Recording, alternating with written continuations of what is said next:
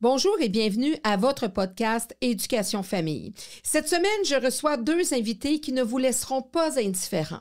À première vue, mes deux invités pourraient venir d'une famille fortunée, sans histoire, ayant tout eu pour elles, et ce sans aucune embûche ni contrainte dans la vie. Après un court podcast en leur compagnie lors de ma présence à un événement, j'ai découvert deux jeunes femmes lumineuses, pleines d'énergie, d'ambition et d'espoir, malgré une enfance difficile et un parcours qui a pavé leur endurance, leur caractère et la vision de leur propre vie et futur.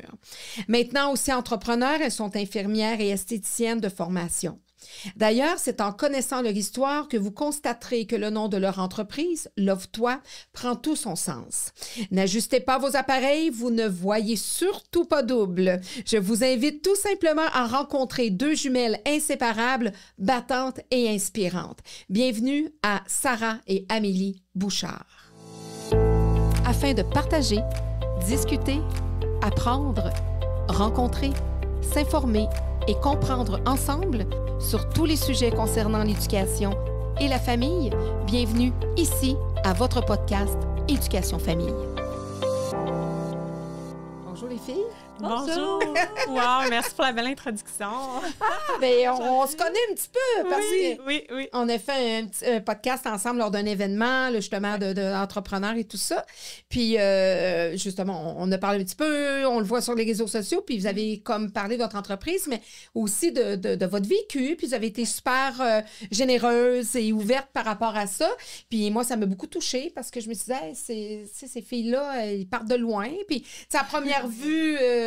c'est pour ça que je l'ai dit d'emblée, c'est qu'à première vue, on voit, on dit, ben c'est sûr, ça, c'est des filles de médecins ou de je sais pas, de ministres, puis elles sont super belles, puis, ils ont tout eu pour elles, puis, on vous voit marcher dans la rue, là, on se dit, mon Dieu, ils ont tout eu pour eux autres, ces filles-là, là, mais c'est pas le cas, là.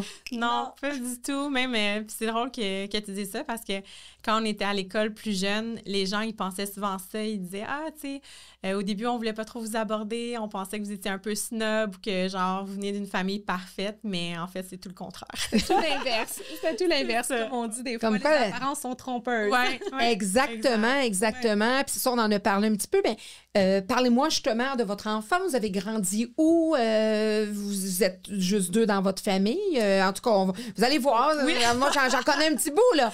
Mais racontez-moi là, votre enfance. Où est-ce que ça part? Oui, bien dans le fond, on est toutes les deux, puis on a aussi un grand frère. Donc, on a la même mère, mais on a un père différent. Puis, on a quand même une bonne différence d'âge. Donc, lui, il a 11 ans plus vieux que nous. Donc, on était toutes les trois. Notre mère québécoise, originaire de la Gaspésie, et notre père de l'Égypte du Caire. Donc, un pays complètement... Ouais, deux extrêmes. Oui, puis on a grandi, en fait, ça a été particulier parce qu'en début, en fait, on était beaucoup plus avec notre père. Notre mère, c'était celle qui avait la maison, qui avait l'auto, qui travaillait très fort. Et notre père, c'était un papa à la maison.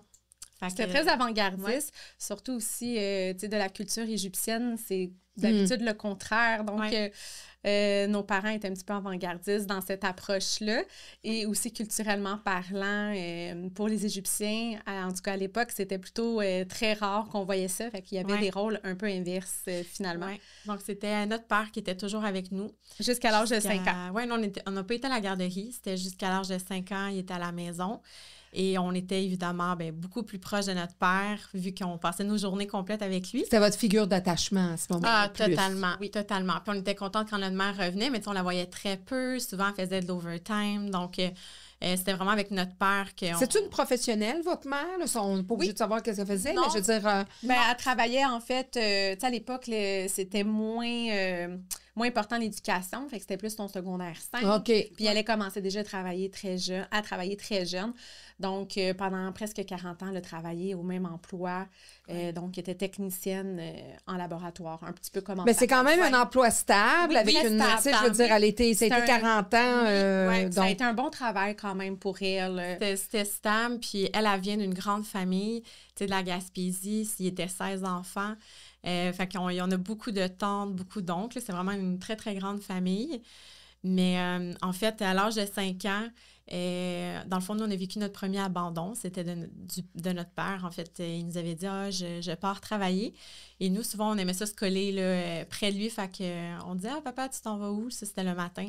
Puis il dit « Ah, je m'en vais travailler et je reviens un peu plus tard. Inquiétez-vous pas. » Puis, parce que nous, on était très attachés à lui. C'était un petit peu comme notre héros parce qu'on connaissait beaucoup plus notre père que notre mère, puisque ma mère, c'est elle qui faisait beaucoup, en fait, des heures supplémentaires et tout ça. Ouais. Donc, on voyait plus ma mère les fins de semaine. Puis encore là, elle était souvent fatiguée. C'est normal parce qu'elle faisait beaucoup d'heures. C'est la pourvoyeuse, la famille. Ouais, elle, la provider, comme on dirait. Donc, mais on la connaissait pas beaucoup. Puis c'est pour ça que notre langue maternelle, c'était le français et l'arabe, mais surtout l'arabe, en fait, parce qu'on était beaucoup plus avec notre père à la maison. Ouais. Puis c'est sûr que là, du jour au lendemain, quand on l'a perdu, ça a été vraiment un gros choc. Ouais. Mais évidemment, dans la tête d'un enfant, c'est un petit peu flou. On comprend pas trop qu'est-ce qui se passe. Ouais. Donc, fait que du jour au lendemain, votre père disparaît. Oui, exact. Puis on n'a pas de nouvelles, il n'y a pas de lettres. Ma mère, elle voit rien à la maison. Fait que ça a été vraiment un grand choc pour elle aussi. Malgré qu'il chicanait beaucoup dans les derniers temps. Ouais. Donc, on le savait, même, c'est fou parce que c'est là qu'on réalise que même à un très bas âge, on peut se rappeler de beaucoup de choses, puis on peut aussi comprendre certaines choses. Puis nous, on comprenait évidemment qu'il y avait beaucoup de chicanes dans la maison. C'était jamais de la violence. Mais ça avait beaucoup de chicanes, ça criait tout le temps. Donc, on voyait bien que vers la fin, ça n'allait pas bien entre ma mère et mon père. Puis un matin, comme Amelia disait, il a dit « Ah bon, je vais aller travailler, je vais revenir comme d'habitude. » Mais ça faisait pas longtemps qu'il avait commencé à travailler à ce moment-là. Exact. Parce que lui, il était plus papa à la maison. Donc, pour lui, c'était un petit peu difficile d'avoir un travail stable. C'est un petit peu comme le mouton noir de sa famille. Et ma mère est un petit peu le mouton noir de sa famille. Il y a 2 moutons noirs qui se sont rencontrés. Ensemble. Mais ils étaient les deux différents. En tout cas, ça fait 2 beaux moutons blonds. C'est ça, les cheveux frisés en plus. Mais oui, c'est ça. J'en manque pas une. C'était parfait. Puis c'est pour ça que mon père, il commençait, il y avait des petites jobines à l'occasion. Puis là, il avait dit, je vais aller travailler. Puis finalement, il n'est jamais revenu. Donc, c'est sûr que ça a été un petit peu un choc. Puis moi, je me souviens bien de ça parce que j'étais partie dehors le suivre. Fait que moi, j'avais beaucoup de problèmes avec mon attachement avec mon papa parce que c'était personne ne devait l'approcher, toucher. On était un petit peu possessés quand on est enfant. Puis quand il partait, c'est bizarre, mais c'est comme si je chantais qu'il y avait quelque chose de différent. On le sentait comme s'il n'allait pas revenir. Étrangement. C'est comme une intuition, hein? Je pense que, peut-être une intuition, peut-être qu'on a l'habitude de bien le connaître. Puis là, on sentait qu'il y avait quelque chose de différent dès l'âge de 5 ans. On l'avait senti. Fait que moi, je suis partie dehors, puis il était parti en taxi. Puis je courais après le taxi, mais jamais revenu. Fait que c'est sûr que ça a été un petit peu un choc émotionnel pour les deux. Ouais. Par contre, après, quelques jours plus tard, pour nous, c'était infini, mais quelques jours plus tard, il avait rappelé ma mère, puis il a dit « J'aimerais ça parler aux filles ». Puis les deux chicanaient au téléphone, donc on voyait que c'était très problématique. Fait que nous, on disait à notre père « Reviens à la maison, t'es où? » C'est sûr qu'on se posait beaucoup de questions. Fait qu'il disait tout le temps « Papa est parti pour quelque temps, mais je vais revenir bientôt. » Fait qu'à chaque fois, c'était des promesses, mais non accomplies parce que finalement, il n'est jamais revenu. Puis il nous avait même donné l'endroit. Il disait, tu sais, allez en bas du balcon, puis je vais venir vous chercher. Fait que nous, à tous les jours, on allait proche du balcon en bas. Ouais. Puis il n'est jamais revenu. Puis c'est après, je ne sais pas combien de temps, mais après un certain temps que là, on a arrêté d'aller en dessous du balcon. Puis qu'on a réalisé que finalement, il ne revenait pas. Fait que ça a été le premier choc, je dirais, là, quand on était enfant. Ouais, le premier lien d'attachement qui a été drastiquement, on va dire, terminé. Puis, c'est pas vieille, là. Non, c'est ça. 5 ans, c'est encore jeune. Puis là, c'est à ce moment-là que ma mère, nous, on a toujours suspecté que ma mère, elle avait peut-être une forme de TSA non diagnostiquée, peut-être, ou je dirais peut-être pas une démence, mais il y a toujours eu quelque chose qu'on a remarqué qui était différent. Qui était différent des autres mères. Au niveau psychologique, exactement. Donc, tu sais, elle avait des fois pas nécessairement toujours un jugement. Parfois, elle avait des comportements différents. On va dire qu'une personne normale, j'aime pas dire le mot normal, mais vous comprenez l'expression, là, c'est un petit peu comme anormal comme comportement. Fait qu'on a toujours suspecté qu'il y avait un petit quelque chose, mais on n'était pas capable de mettre le mot dessus. Fait que je pense que ça faisait en sorte qu'elle avait de la misère à prendre soin de nous. Ouais. Donc, c'est de là qu'on a commencé à apprendre, à se promener, en fait, d'une famille à l'autre. Donc, heureusement, Amélie et moi, on a toujours été ensemble. Donc, on n'a jamais été séparés. Donc, ça a été le deuxième lien d'attachement, dans le fond, qui s'est fait parce que le premier, c'était notre père. Puis après, notre mère était premièrement très occupée à travailler. Puis deuxièmement, elle avait pas tout le temps le jugement et tout ça. Donc, je sentais que c'était comme compliqué pour elle avec du recul aujourd'hui. Donc, parce qu'enfant, on le réalisait pas encore là, à cet âge-là, ça c'est sûr. C'est d'autres personnes qui le réalisaient? C'est les parents. Souvent, on voyait les parents, des fois, comme s'ils riaient ou tu sais, on avait l'impression que notre mère était toujours différente, mais nous, on comprenait pas parce que on était trop jeunes à ce moment-là, on n'avait aucune idée que notre mère était différente, mais c'était en voyant les autres parents ou le comportement des autres parents, même enfants, on le ressentait. Puis on disait, tu sais, ma mère, c'est comme si elle n'a pas d'amis ou elle a de la misère à être, tu sais, elle était comme pas inclue dans les autres groupes. Et mieux adaptée socialement, en fait. Oui, exact. Donc, tu sais, bâtir des relations, c'était beaucoup plus difficile pour elle. Et, tu sais, maintenir une conversation avec un autre adulte. Et je dirais qu'elle était plus fonctionnelle. Mais c'est vraiment avec le temps, puis la maturité, puis l'expérience d'aujourd'hui qu'on a dit, OK, 1 + 1 = 2. Et il y a probablement quelque chose de caché en dessous qu'on ne connaît pas. Évidemment, notre mère n'a jamais voulu consulter pour ça. C'est sûr qu'aussi que c'est très difficile à approcher. Donc, tu sais, même quand ma soeur et moi, on essaie d'y aller en douceur puis d'expliquer qu'on pourrait peut-être aller vérifier. Encore aujourd'hui. Encore aujourd'hui, à ce jour. Exactement. Donc, jusqu'à ce jour, elle était vraiment dans un déni total, c'est un petit peu défensif. Elle a même eu un diagnostic il y a quelques années d'Alzheimer aussi. Oui, ça ne l'a pas aidé. À ça, là. Exact. Puis encore à ce jour-là, elle est dans un déni, là, elle n'a pas de perte de mémoire, qu'elle est autonome, qu'elle est capable de tout faire, alors qu'actuellement, elle est vraiment en perte d'autonomie. Là.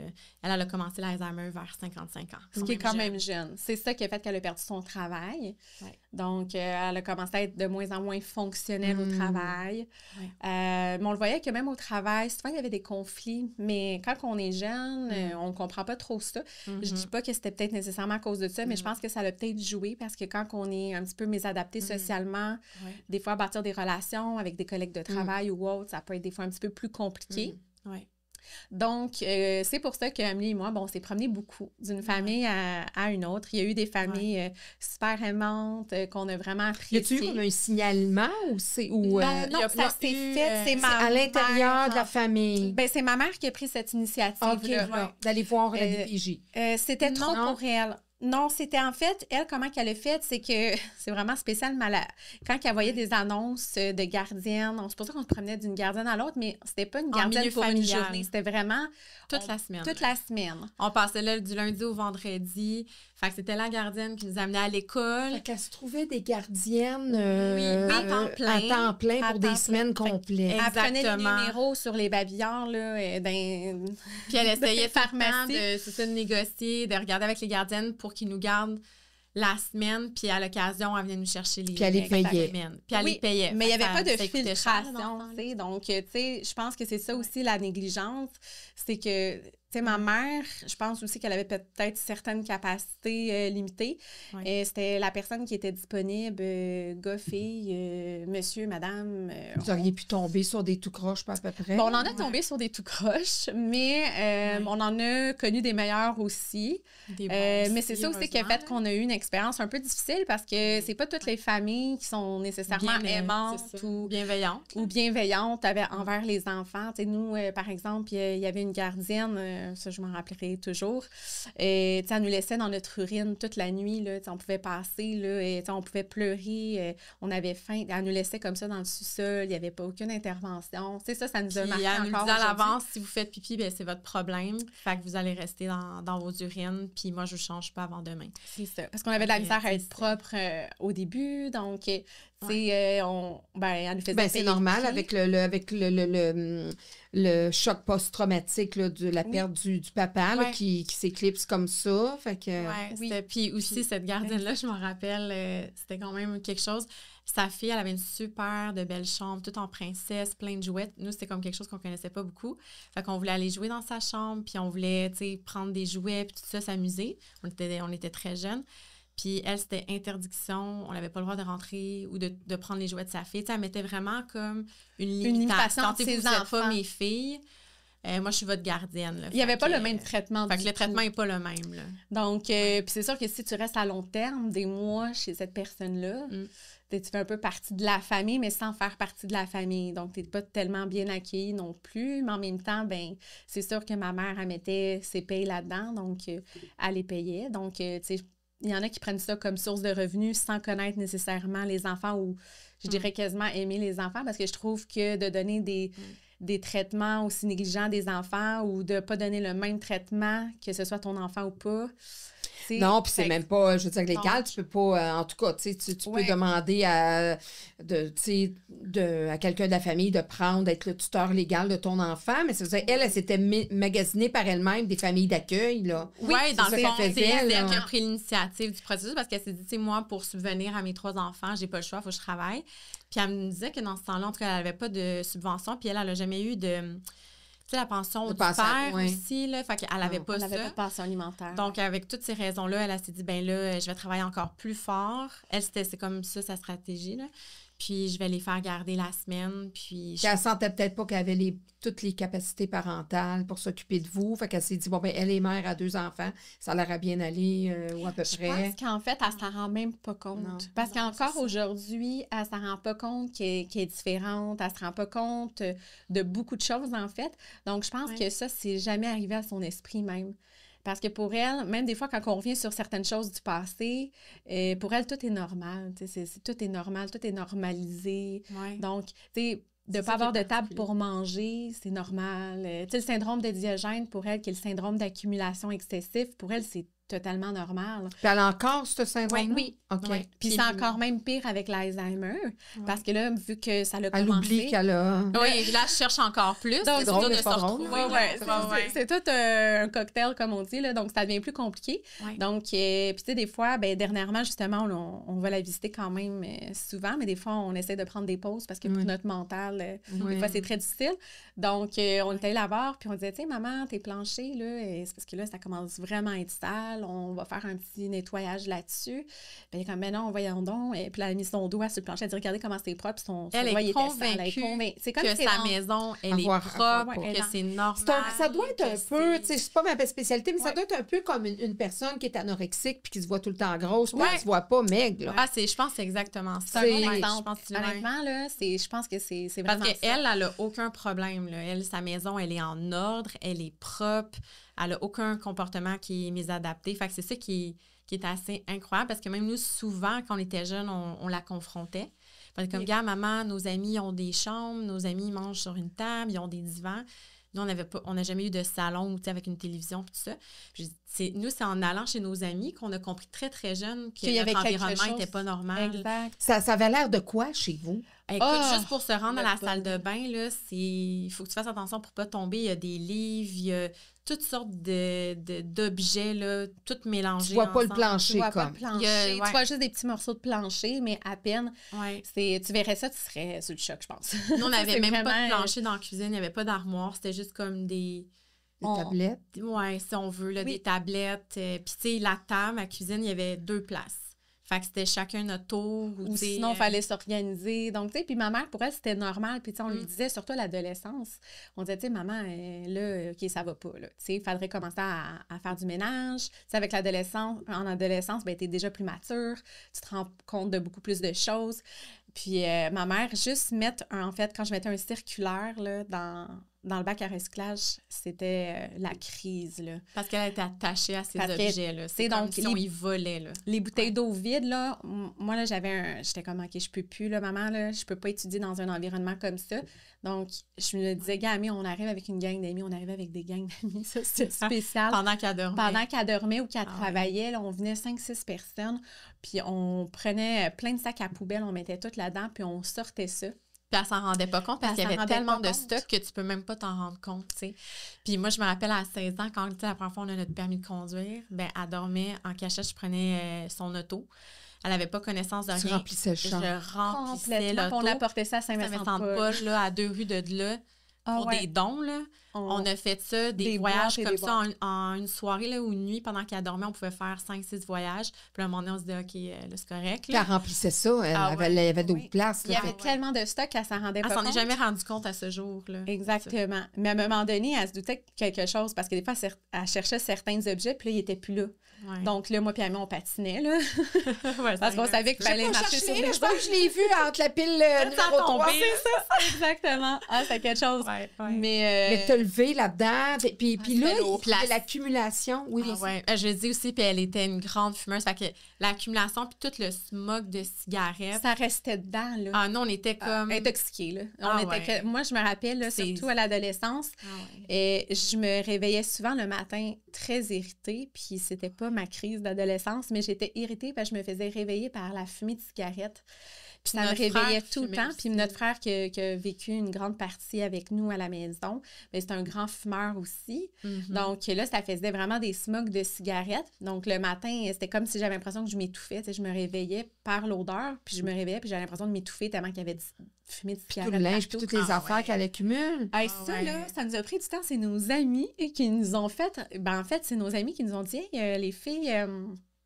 vos vêtements, ça sent vraiment fort la cigarette. On ne s'est jamais senti nous-mêmes dans la maison. En fait, quand on sortait de la maison, on était tellement habitués là, de sentir la cigarette dans la maison que c'est comme si l'odorat à l'extérieur, on s'en rendait pas compte. Puis c'est nos amis, puis les parents, en fait, de nos amis qui disaient « OK, ça sent vraiment fort. » Puis les professeurs au secondaire pensaient tous qu'on fumait. Ils disaient « Toi, tu fumes, hein? » Puis on disait non. Puis non, tu peux me dire la vérité, là, si tu fumes. Puis je disais non, on fume pas. Mais c'était l'environnement, tout le temps d'avoir notre frère puis notre mère qui fumaient. C'est sûr que les cheveux, surtout, ça l'imprègne, là, ça sent fort. La cigarette. Mais notre mère, on essayait souvent de dire « OK, maman, même quand on était jeunes, on essayait de faire des jeux, là, de faire « OK, celle qui nettoie le plus. » Ou on essaie de l'encourager pour ramasser la maison ou diminuer ses cigarettes, mais ça a toujours été un peu borné là, pour ça. Puis elle ramasse encore plein de choses, mais au niveau nettoyage, est-ce qu'elle avait, mettons, au moins la toilette, la vaisselle, le bain, le lavage, le linge? Oui, le linge. Oui, ça, tout ce qui est lavage de vêtements, ça, c'était entretien ménager, si on peut dire. Oui. Tout ce qui était vêtements était très propre, par exemple, pour nettoyer le linge, la toilette était propre et la douche. Mais mis à part ça, tout le reste était insalubre. Accumulation, parce qu'il y avait beaucoup d'accumulation, puis forcément, quand il y a beaucoup d'accumulation, ben il y a de la poussière. Des fois, il y a des sachets de Bartone qui ont resté là, puis tu t'en rends pas compte. Donc, tu sais, il y a eu beaucoup d'insalubrité autour, mais au moins, nos vêtements étaient toujours propres. Ça, c'était une bonne chose. Mais c'est spécial parce que nos amis, puis des fois, avec nos amis, on empruntait du linge. Tu sais, à cet âge-là, tu partages tous les vêtements. Puis des fois, je disais, ben merci de m'avoir prêté ton chandail, puis je le lavais avant de le remettre à mon ami, mais mon ami était comme, mais Sarah, à chaque fois qu'il faut que je le relave, parce que ça sent trop la cigarette. Puis c'est vraiment à ce moment-là que j'ai réalisé que OK, oui, c'est vrai que ça sent vraiment fort. Mais tu sais, quand t'es née dans la cigarette, tu sais, même en grossesse, ma mère, elle fumait beaucoup. Donc, puis à l'époque, il n'y avait pas la même sensibilisation d'aujourd'hui. Donc, aujourd'hui, on voit moins une femme enceinte fumer, là, disons. Avant, c'était plus fréquent, puis encore là. Mais ma mère, elle a beaucoup fumé aussi en grossesse, fait qu'on est né dans la fumée de cigarette. Donc, c'est sûr qu'on se sentait pas tellement là, après un bout. Là. C'est ça, ma génération, on a beaucoup baigné aussi là-dedans, tout ça, puis je sais ce que c'est. Là, vous disiez que vous étiez promené d'une famille à l'autre, mais avant ça, je me dis... Là, elle vient d'une grande famille en Gaspésie. Y a-tu du monde qui vont vous visiter là-dedans? Y a-tu du monde qui savent qu'elle a ce problème-là? Qui en parlent ou qui ont le même problème qu'elle? Oui. On a une tante qui a le syndrome de Diogène aussi. L'autre, elle l'a pas, mais il y en a une qui a le même syndrome, donc elle accumule partout. Notre frère aussi, il a le même syndrome. Là, il vit toujours avec votre mère? Non, lui, il vit seul dans sa maison. Il est autonome. Il est autonome, oui et non, parce que lui, il est schizophrène, donc puis il prend pas sa médication, il prend pas vraiment ses traitements, donc souvent, il est décompensé, donc il est souvent très psychotique. Puis là, donc, quand on est très psychotique, c'est dur de prendre soin de nous et de notre maison, de notre environnement. Mais ils sont 3 dans la famille avec le syndrome de Diogène, quand même, je dirais sévère, là, vraiment. Mais c'est venu plus tard parce que notre tante, au départ, elle était très propre dans sa maison. Elle habitait en bas de chez nous. Fait que pour nous, c'était comme une deuxième maman, si on veut. Puis elle a toujours eu plus l'instinct maternel. Donc, tu sais, elle a toujours checké pour pas qu'on manque de nourriture ou de vêtements. Mais c'était très propre. Puis nous, on aimait ça descendre en bas parce que pour une fois, elle fumait pas non plus. Fait que ça sentait bon, c'était propre. Mais avec les années, elle a été atteinte d'une maladie rare là, au niveau de la vessie. Fait que ça a été vraiment difficile. Puis depuis ce temps-là, on dirait que c'est là qu'elle a développé le syndrome de Diagène. Ça a déclenché quelque chose. Parce que souvent, ce syndrome-là, ils disent que suite à des traumas, oui. c'est pas tout le temps ça, mais des fois, il y a quelque chose de génétique, mais aussi avec des traumas, c'est beaucoup causé par le contexte, l'environnement. Puis dans son cas, à elle, c'était ça aussi. Puis nous, notre mère, avant, elle était très propre, très ordonnée. Moi, nous, on ne l'a pas connue comme ça. Okay. Mais quand elle avait notre frère, tu sais, elle était très ordonnée, mais c'est quand elle nous a eu, peut-être 1 an avant de nous avoir, elle avait déjà commencé ce syndrome-là de Diagène. C'est spécial parce que quand des membres de la famille nous disent que hey, votre mère a déjà été très ordonnée et propre, on est comme hey, tu te trompes de personne, là, tu te trompes de sœur. Mais parce que pour nous, c'est dur à croire, mais apparemment qu'elle était tout l'inverse. Fait que qu'est-ce qui a déclenché ça du jour au lendemain? Parti sur le départ du père, mais non, c'était avant même que vous naissiez. Oui, puis, oui, c'était arrivé. Ben, c'était moins sévère, mais oui, ça l'avait déjà commencé. Fait que lui, il devait commencer à vivre là-dedans. Il devait voir qu'elle accumulait des choses. Lui, il n'était pas comme ça, par exemple. Non. Peut-être Est-ce que vous l'avez revu? Oui, on l'a revu. Il est revenu il est revenu 11 ans plus tard, quand on avait 16 ans. Oui. Puis ça a été un choc aussi, parce que notre mère, tu sais, comme elle voulait pas mal faire, mais comme je dis, elle n'a pas toujours le jugement. Fait que nous, on le savait pas, on revient à la maison. Ouais. Voici, papa est là. Puis je dis pardon, moi, on n'était aucunement préparés. Moi, je devais adolescente à ce moment-là. Ouais, on était... Ouais, puis elle sortait de la douche. Tu sais, la classe, c'est comme dans les films.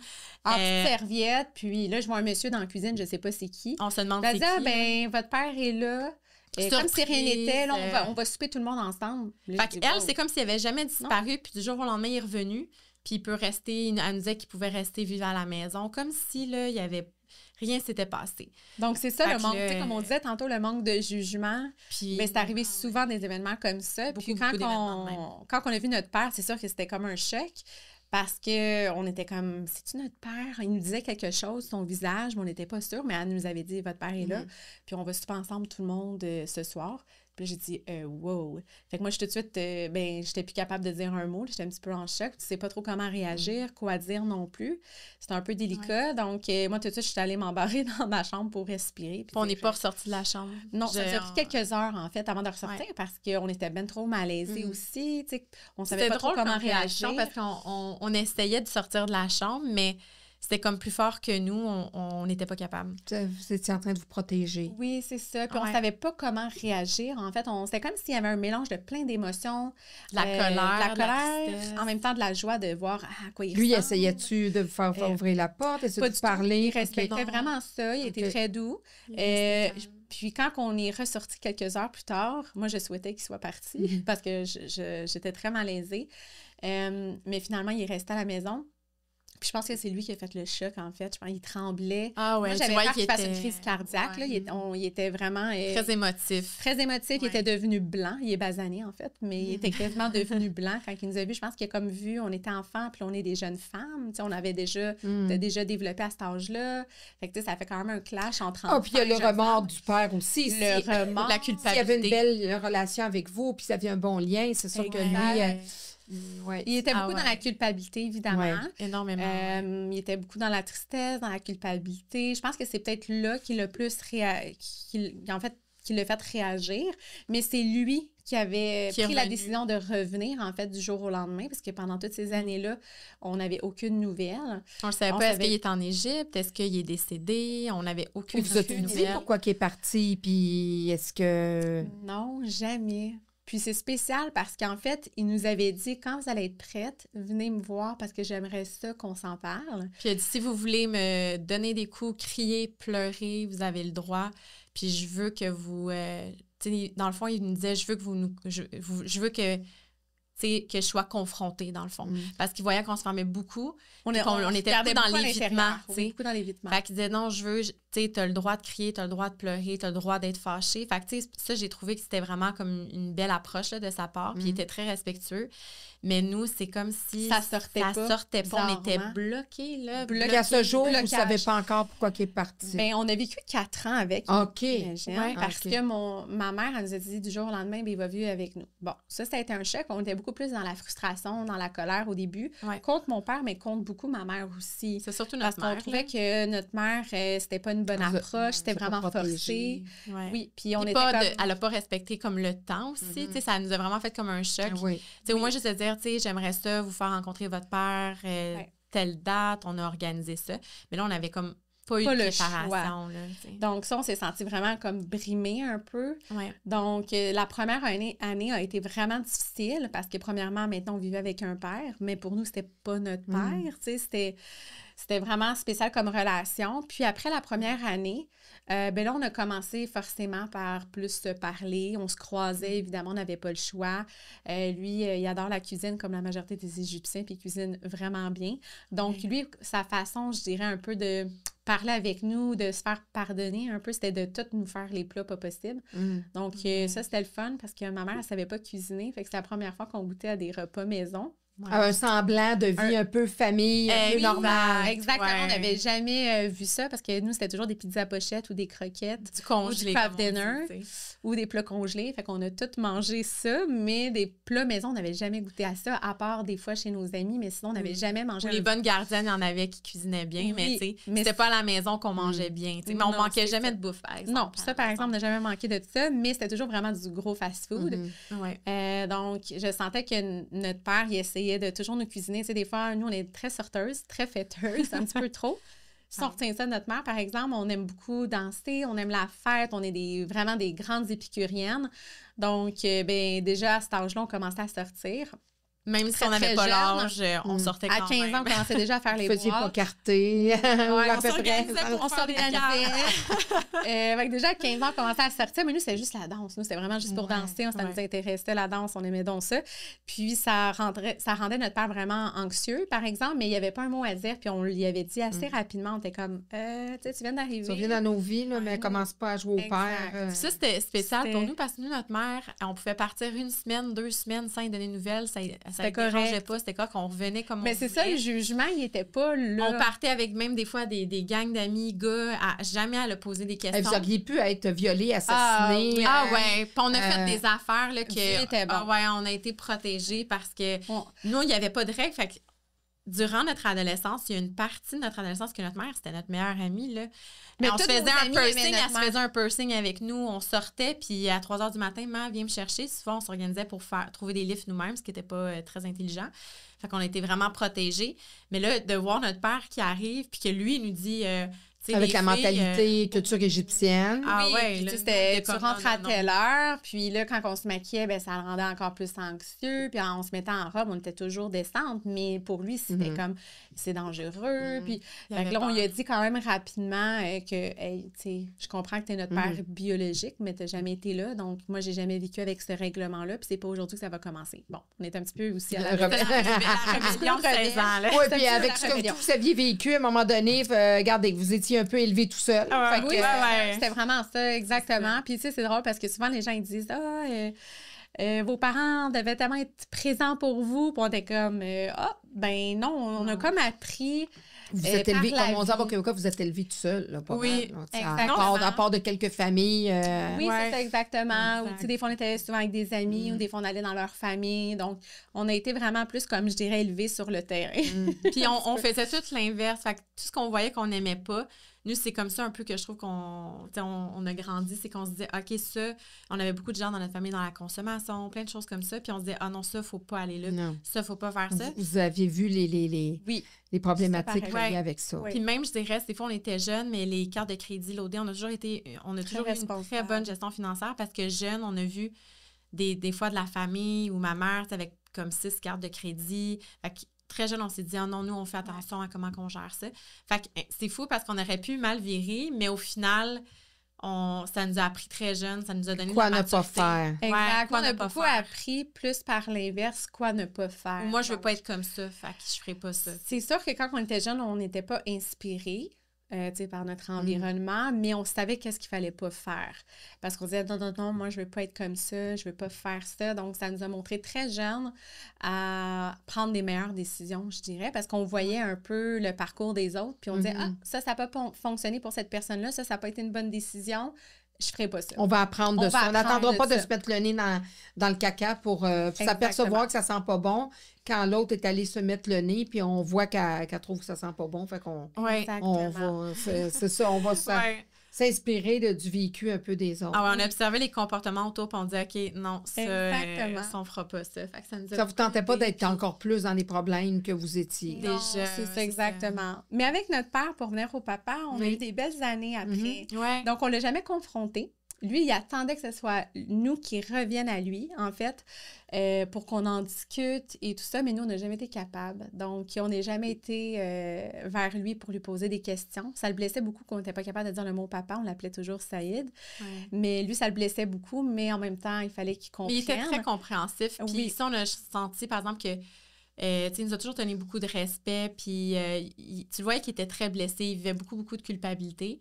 Vous sentiez qu'il y avait une raison pour laquelle il était parti, puis peut-être que vous faisiez des liens qui sont peut-être pas les bons liens, parce que vous n'avez pas la vraie raison, mais vous disiez, regarde, je pense que peu importe ce qu'il va nous dire, on va comprendre. Oui, c'est ça. Nous, c'était comme un peu le lâcher-prise, puis comme ce qui est fait est fait. Là, il est là aujourd'hui, On est un petit peu comme ça, exactement. C'est sûr que lui, il avait des problèmes de consommation. Donc, nous, on croit que c'est vraiment pour cette raison-là qu'il est parti. Tu sais, quand on est prêt, des fois, à tout perdre, hein? Perdre nos maisons, perdre notre famille. On est prête même à perdre nos enfants pour, des fois, juste un petit peu de drogue. Donc, c'est pour ça qu'à la fin, ma mère et lui, ça fonctionnait pas du tout parce que ma mère, par exemple, ça, c'est une bonne chose, elle n'a jamais consommé. Une chance. Puis elle chicanait beaucoup. Une chance. Elle chicanait beaucoup avec... Elle chicanait beaucoup avec notre père à cause de ça. Puis je pense que c'est un peu à cause de ça là, que ça s'est... il y a eu une séparation. Puis finalement, après 4 ans ensemble, on a appris à se connaître. Puis il est décédé, en fait, du jour au lendemain. On ne s'attendait pas à ça. Il est parti travailler un matin. Puis on s'est dit bye-bye, bisous, à ce soir. On soupe ensemble comme d'habitude. Pour lui, souper, c'était très important. Pour lui, dans la culture égyptienne, on ne prend pas un souper chacun notre bord. C'est un souper tout le monde en famille. Puis je sentais qu'il voulait rattraper le temps perdu aussi. Donc, il disait, bon, ben je vais aller travailler, on se voit ce soir comme d'habitude. J'ai dit, parfait. Puis, jamais revenu. Puis là, on se posait des questions. On dit, bon, c'est une deuxième fois. Bon, on était plus vieilles à ce moment-là. Mais j'ai dit, bon, c'est une deuxième fois, ça. Honnêtement, c'est ça l'idée qui m'était arrivée. Mais je ne m'étais pas encore attachée trop. Donc, si ça serait arrivé, j'aurais fait, bon, c'est ça qui est arrivé. Mais en réalité, il a fait une crise cardiaque. Il a traversé la rue, apparemment, puis il a fait une crise cardiaque. Du jour au lendemain. Retrouvé. Pourtant, il n'était pas connu cardiaque. Ça fait longtemps. C'était à l'âge de 19 ans. Quand nous, on avait 19 ans, lui, il avait 60 ans. Quand c'est arrivé, fait qu'il était jeune. À 60 ans. C'est jeune, 60 ans, là, pour une crise cardiaque. Puis c'était l'hôpital, là, en urgence, qui ont dit, tu sais, c'est sûr qu'eux, ils ne peuvent pas divulguer aucune information par téléphone, mais on dit, tu sais, on vous demanderait de vous présenter, là, en urgence à l'hôpital. Fait que là, c'est sûr que nous, on était stressés parce qu'on a quand même eu 4 ans avec lui. On s'est quand même attachés. Il était loin d'être parfait. Souvent, il ne tenait pas ses promesses. Il disparaissait le deuxième jeudi là, pour aller boire. Mais, tu sais, il était là pour d'autres choses, mettons. Fait que là, on s'est dit, let's go, j'appelle. Dans ce temps-là, on n'avait pas d'auto. Fait que on appelle notre mère, là, en urgence. Saïd, il est à l'hôpital. Là, ils n'habitaient plus ensemble. Non, ils habitaient encore ensemble. Ils habitaient avec ça, les chicanes. Mais les chicanes recommençaient. Oui. Puis elle m'a dit, moi, c'est pas mon problème. Parce que c'était chicané la journée même. Oui, fait qu'elle dit, c'est vous qui vous organisez. Elle dit, fait que là, nous, on n'avait pas d'auto, on n'avait pas d'argent non plus trop dans mais je pense qu'elle le prenait pas tellement au sérieux au début. Puis on a dit, mais maman, le médecin nous a appelé directement, puis il nous a dit que c'était vraiment une grande urgence. Oui. Peut-être qu'il faudrait y aller.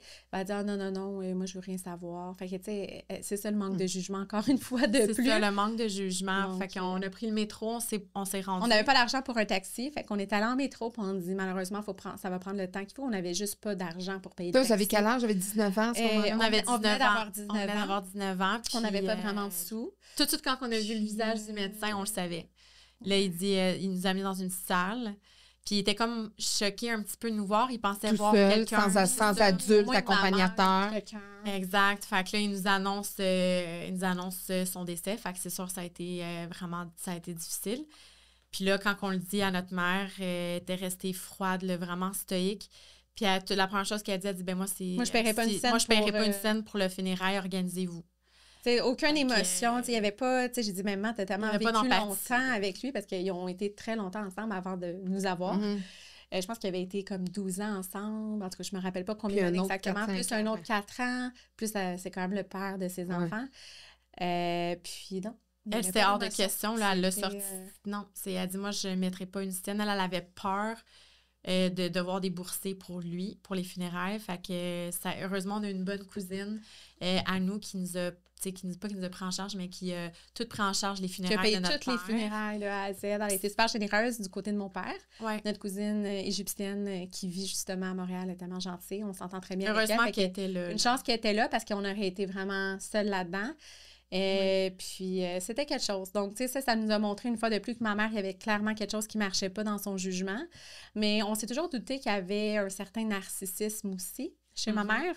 Donc, même si beaucoup de membres, même certains de ses frères et de ses sœurs l'ont toujours vu un peu comme quelqu'un de personnalité narcissique. Okay. Que c'était elle. Fait que si tu n'apportes pas quelque chose... Ben, du jour au lendemain, si vous la dérangez, comme par exemple, aller mener ses enfants dans une famille qu'elle ne connaît pas pour que tu as payé, mais au moins, c'est ça. Oui, ne dérange pas son environnement et son bien-être à elle. Elle était très centrée sur elle-même. Très, très, très centrée. Ouais. Donc, même quand je parlais, parce qu'à un moment donné, je disais, OK, il faut que je pose des questions à la famille, puis tout le monde disait, ben oui, ta mère, c'est juste elle, là, il n'y a pas d'autres personnes. Là. Fait que ses frères et sœurs le savaient, là, que c'était vraiment elle, puis... justement, il faut que tu apportes quelque chose, puis c'est la seule raison qu'elle va garder un contact avec toi. Sinon, si tu apportes rien de tangible... encore aujourd'hui, c'est un peu difficile parce que, tu sais, en même temps, c'est ta mère. Ouais. C'est toujours une relation... chaud-froid. Parce que même si, bien beau qu'elle soit la personne la plus narcissique du monde, même si tu as vécu plein de traumas avec cette personne-là, c'est fou à dire, mais c'est quand même... T'en as juste une mère. Tu vas en avoir 2, puis 3, puis 12. Puis je pense celle qui t'a mis au monde. Exactement. Puis je pense qu'il y a un attachement, même si tu n'es pas d'accord avec cet attachement-là, tu en as quand même un d'une certaine façon. Parce que souvent, les gens me disent, mais pourquoi tu fais tout ça pour ta mère si ta mère, elle t'a fait vivre ça, puis ça a notamment été narcissique. Mais elle n'a pas juste ça, elle a eu d'autres belles qualités. Ça, c'est ses défauts. Mais je dis, ben c'est ma mère. Puis c'est ça, puis c'est difficile à dire parce que en même temps, c'est aussi d'apprendre à mettre ses limites, puis se respecter soi, ça fait partie de l'amour pour soi aussi. Ouais. Mais la ligne, elle peut être mince. C'est difficile de dire, est-ce que je suis trop investie dans la relation? Est-ce que je devrais couper la relation? Fait qu'encore aujourd'hui, on a beaucoup d'ambiguïté dans notre relation. Mais beaucoup aussi avec la carte de la culpabilité. Souvent, mettons, si on dit non, on essaie de mettre nos limites parce que ça fait partie, oui, de l'amour de soi puis de se respecter. Mais il y a beaucoup, beaucoup de culpabilité. Puis ça, c'est quelque chose que depuis qu'on est très jeune, on culpabilise beaucoup sur beaucoup de choses. Puis je sais pas si c'est parce qu'on a l'impression que, tu sais, on s'est toujours mis le poids sur nous de s'occuper de notre frère, de s'occuper de notre mère, de s'occuper de tout le monde.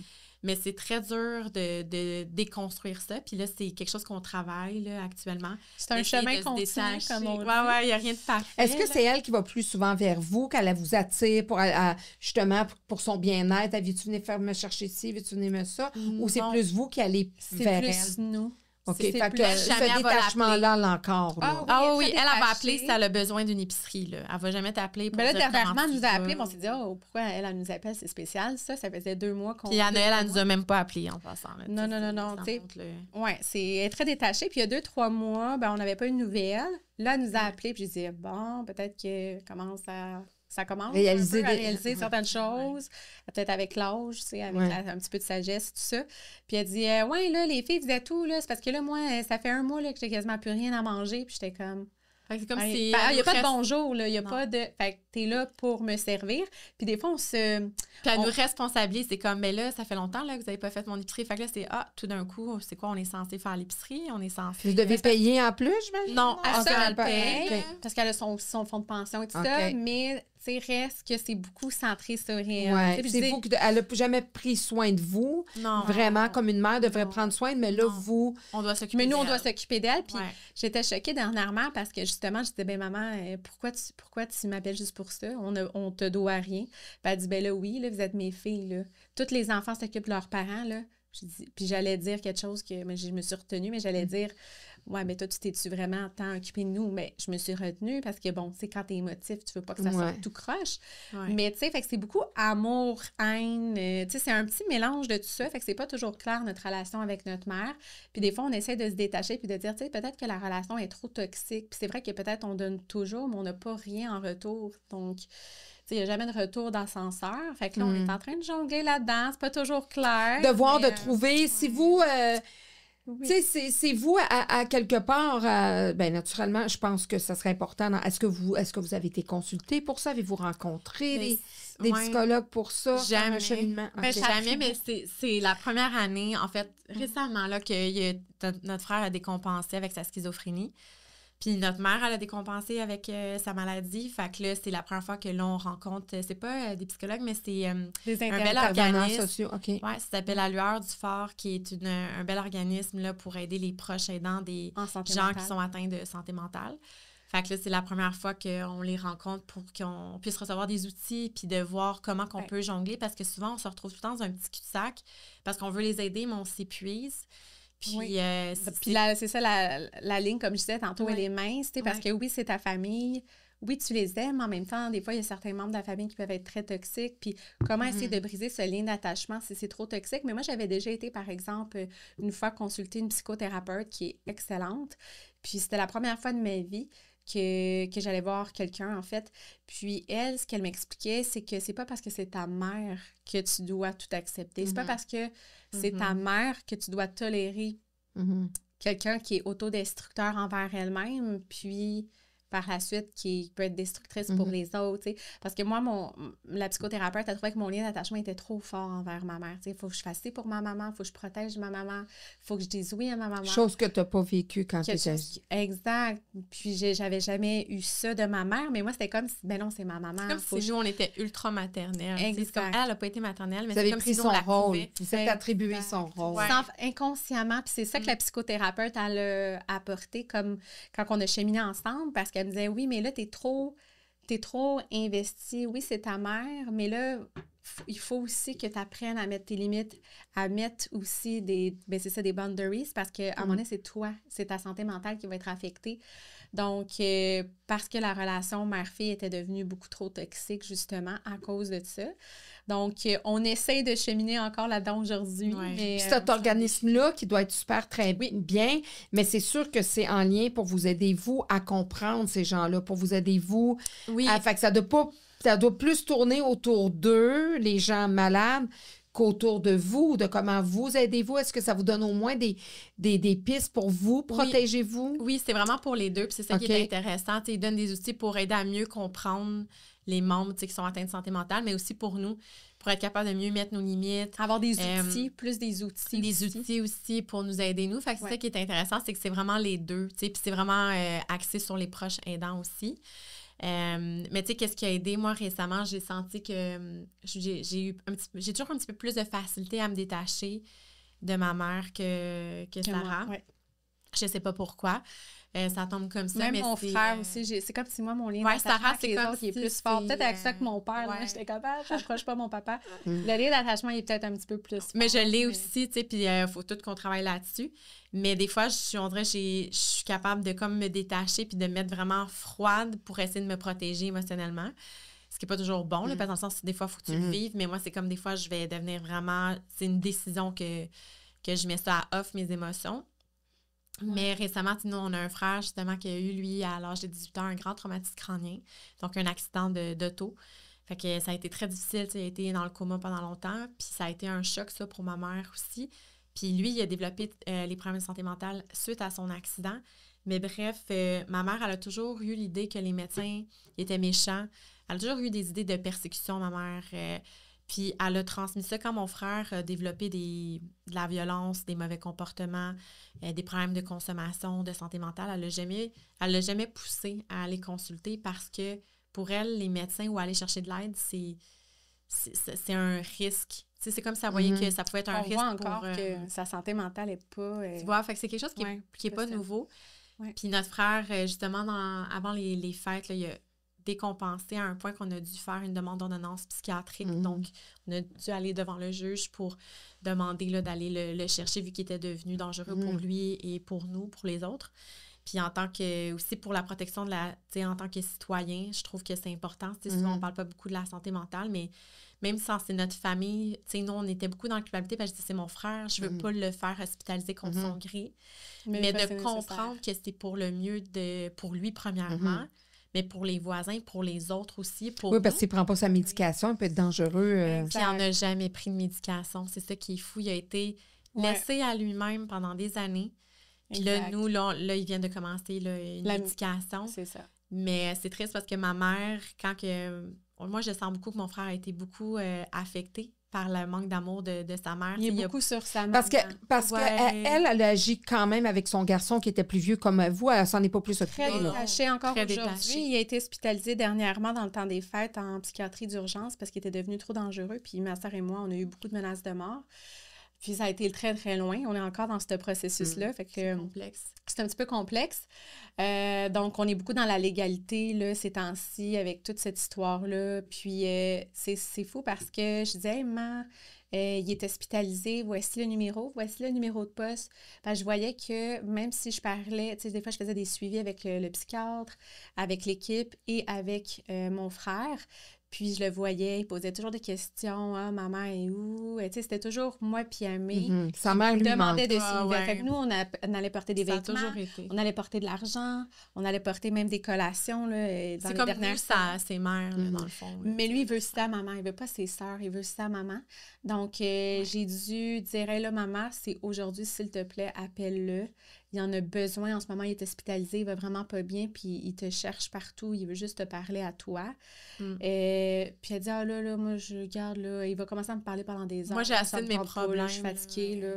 Donc, tu vois, c'est... Fait que moi, puis là, je me sens tellement mal. Fait que je dis à mon frère, ben là, j'arrive pas... Tu sais, d'habitude, je mange jamais, mais je me sentais tellement mal parce que là, il était à l'hôpital, il était tellement vulnérable. J'étais comme, regarde, maman est occupée en ce moment, je vais y faire le message parce que j'allais pas dire ça allait le blesser encore plus. Mais tu vois, même pu faire partir dans une psychose.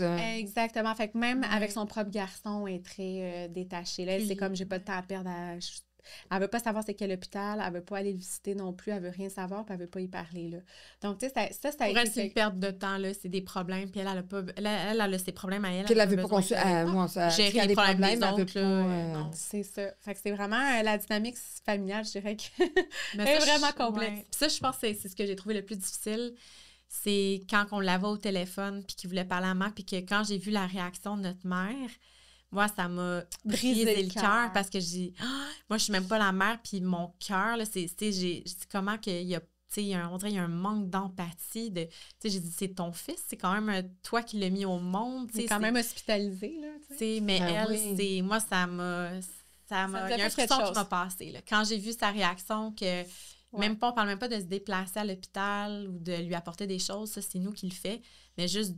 Elle veut même pas prendre 2 minutes pour parler à son fils qui crave pour l'amour de sa mère, tu sais. Fait qu'on le voit encore une fois, le lien d'attachement. Ouais. Donc, même lui, autant que nous, on voit que même si... C'est sûr que lui aussi, il a dû être complètement traumatisé par le... Puis ce qui est étonnant, c'est qu'à travers tout ça, il n'y a pas personne qui a fait un signalement à DPJ là-dedans. Là. Il n'y a pas un adulte qui a trouvé, même ceux qu'elle allait rencontrer pour vous faire garder, là, ils ont... c'est sûr, je comprends qu'elle prenait des petits billets ici et là, mais il n'y a pas personne qui Non, c'est comme si on n'en parlait pas non plus. C'est comme si on gardait tout ça pour nous. Puis notre mère, ça a été difficile aussi parce que suite à l'accident de mon frère, il ne savait plus qu'est-ce qui était bien, qu'est-ce qui était mal. Fait que malheureusement, il nous a abusé sexuellement pendant une couple d'années. Parce qu'à un moment donné, c'est lui qui nous gardait. Il était beaucoup plus vieux que nous. Puis à un moment donné, on l'a dit à notre mère. Puis on a dit, tu sais, maman, on jouait à des jeux, tout ça. Puis là, elle capotait, elle était devenue bleue. Elle était fâchée contre lui. Puis elle a dit, c'est pas correct de faire ça. Mais elle continue à nous faire garder par lui. Fait que tu vois encore une fois. Ça avait quel âge? On avait, je pense... 6 ans? 7 ans? Non, je pense qu'on avait 8 ans. 7 ou 8 ans, peut-être. Je m'en rappelle 7 plus. ou 8 ans. Puis, tu sais, ma mère, c'est drôle Mais parce ça, on que n'en a jamais parlé. Même notre famille, nos tantes sont tristes aujourd'hui parce qu'ils ont dit... on l'a su vraiment Ils tard, l'ont parce su, qu'on l'a jamais peut-être, dit. je pense, l'année passée. Là, ils l'ont jamais su parce que nous, notre mère, à un moment donné, en tout cas, c'est une longue histoire, je ne vais pas tout raconter, mais il y a eu un recours parce que mon frère, en tout cas, il y a eu un recours pour la pédophilie et tout ça. Oui. Mais c'était pas nous là, qui avions porté plainte. Puis ma mère, elle m'avait pris dans un coin, mais tu sais, c'est ça, comme elle a des limitations, puis elle avait dit... Jamais vous dites ça. Sinon, c'est de votre faute que votre frère va avoir des problèmes. Fait que nous, on a toujours appris. Fait que vous n'avez pas pu entériner ce qui avait été observé on disait par qu'on d'autres n'avait personnes. jamais été abusé, que rien n'est arrivé. On a toujours menti parce qu'on voulait le protéger. Fait que, tu sais, parce que notre mère, c'est comme... Vous pouvez pas faire ça à votre frère. C'est comme quelqu'un de la famille. Donc, tu voyais clairement qu'il y avait des énormes manques de jugement. Fait que nous, tout ce qu'on vivait, on l'intériorisait aussi beaucoup. Oui, c'est ça. Puis les gardiens ne savent pas non plus. Ça paraît pas dans le visage de quelqu'un nécessairement. Des fois, c'est vrai qu'il y a une personne, tu peux un peu te douter de quelque chose. Ouais. Mais tu sais, ma mère, au premier regard, elle a l'air fonctionnelle. Elle était capable de dire « Allô, ça va bien? » C'est sûr que elle est limitée, elle peut pas avoir des longues conversations. C'était quoi ces excuses pour faire garder ses enfants pendant une semaine de travail? Là? Parce que là, c'était une semaine, mais ça finissait par être 2 mois, 3 mois, j'imagine. Oui, c'est ça. Puis souvent, ce qui arrivait, c'est que souvent, les gens appelaient ma mère pour dire, ben là, tu viens chercher. On les aime, vos enfants, mais c'est des fois, c'était comme des cousines dans la famille, puis t'es comme, tu sais, les jumelles, on les aime beaucoup, tu sais, mais comme tu viennes les rechercher un moment donné. On les prend une semaine, mais tu sais, il faut les C'est pour ça que je dirais que dans la famille, ils n'aimaient pas trop nous prendre, pas parce qu'ils nous aimaient pas. Mais ils avaient peur. Mais c'est juste qu'ils avaient peur, ils ne savent pas si on va repartir un jour, puis c'est correct, c'est 2 jumelles, 2 jeunes filles. C'est beaucoup de travail en même temps. C'est quand même deux jeunes filles en même temps, c'est ça, c'est de l'énergie, c'est beaucoup de travail. Puis, ils ont déjà leur enfant. Fait que là, d'en rajouter une paire de jumelles à leur enfant, ça vient en double. Ça vient en double. Donc, tu sais, après, les gens dans la famille étaient comme, ben, ils étaient moins ouverts à garder. Ça, on l'a appris vraiment plus tard. Tu sais, c'est pas parce qu'on voulait pas, on voulait vous avoir, on vous aimait beaucoup, mais c'est juste que là, après une semaine, il faut que La plupart de ces familles-là, c'était de la famille? C'était des cousins et des cousines? C'était tout de l'extérieur, mais il y avait des fois certains membres de la famille. Mais je dirais que principalement, c'était vraiment tous des gens de l'extérieur. Là. Puis c'est quoi que vous avez eu comme meilleur... Ben, je veux dire, comme famille, là, vous avez dit, on a eu des tout croches puis des pas tout croches. Ouais. C'est quoi la pire affaire que vous avez vécue dans ces familles-là? Dans les gardiennages, je dirais que le pire, c'était celle qui nous laissait toute la nuit uriner. Tu sais, elle était très sévère aussi, là, mais extrêmement sévère. Donc, si on ne mangeait pas toute notre assiette, on ne pouvait pas sortir de table, on pouvait rester 2 heures à la table. Mais tu sais, c'était vraiment très rigide. Puis elle avait des enfants, cette personne-là. Oui, elle avait des enfants. Est-ce que vous l'aviez revue un jour? Non, heureusement. Puis c'est fou la mémoire, mais... J'espère qu'elle va vous revoir en podcast, qu'on va dire que c'était une maudite tout croche. Ouais. Ah ouais, non. C'est moi qui le dis. Ouais. Mais non, on l'a jamais revu. Puis c'est fou la mémoire, hein, comment des fois, je sais pas si c'est pour protéger, mais... Il y a des choses que je réalise que dans mon enfance que j'ai complètement oubliées, comme je me rappelle même pas de son nom à cette gardienne-là, mais il y en a qui étaient... Une chance, parce que j'aurais dit. Mais on avait un coup de cœur qu'on avait beaucoup aimé aussi. On a eu quelques coups de cœur, là, quand même. Ouais, on en a eu qui étaient bonnes. Quelques-unes qui étaient vraiment plus... moins agréables, comme celles qui nous laissaient dans on a connu vraiment, tu sais, l'extrême pas bon, puis celle qui nous coupe les petits fromages, les petits légumes, qui est vraiment... qui nous dorlotait. Ouais, celle qu'on a eue le plus longtemps, en fait, c'était vraiment spécial. Ma mère, elle trouvait plus de gardienne nulle part. Où il était plus disponible. Donc, elle est allée cogner à une maison. Tu sais, tu fais pas vraiment ça, mais tu sais, ma mère... En fait, elle avait fait un rêve. C'est ce qu'elle nous avait dit, C'est ce qu'elle nous avait dit. Elle dit, j'ai fait un rêve, puis je suis allée sonner à la maison qui ressemblait dans mon rêve.